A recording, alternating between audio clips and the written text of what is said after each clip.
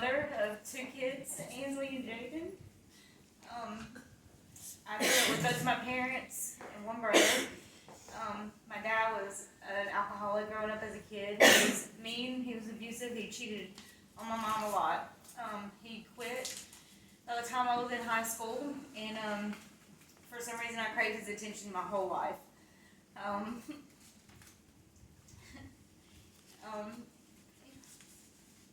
I seen him do a lot of things to my mom, and like I said, cheat on her a lot. And whenever he died of a heart attack, I started using pills a lot to mask my pain. I thought I had to have one to function.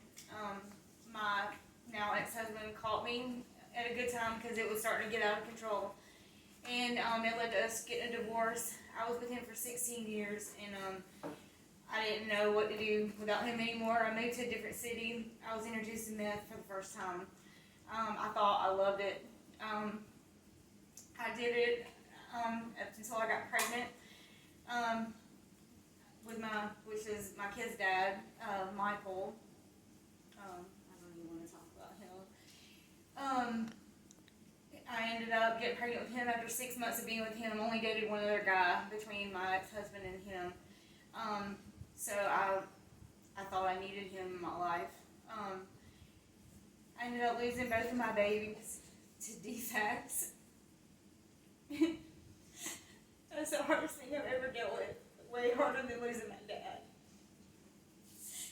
And I continued using after I lost my kids. I didn't even know how to function normal anymore after I lost them.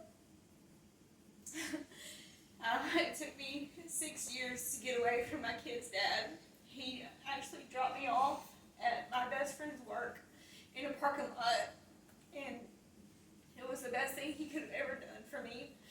I was staying with them for about a week, and they told me about the Potter's House. I called Melissa right away after we talked about it. She gave me an appointment for a Wednesday. I came in, I was accepted.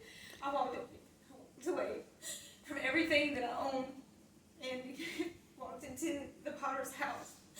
And March 24th, I was saved. June 7th, I got baptized, and I have never been this happy before in my life. Melissa baptized me in Cocoa Beach in the ocean. Actually, that was really awesome. And I found Jesus, and I have never been this happy before. I got on my knees and I surrendered everything that I could possibly surrender.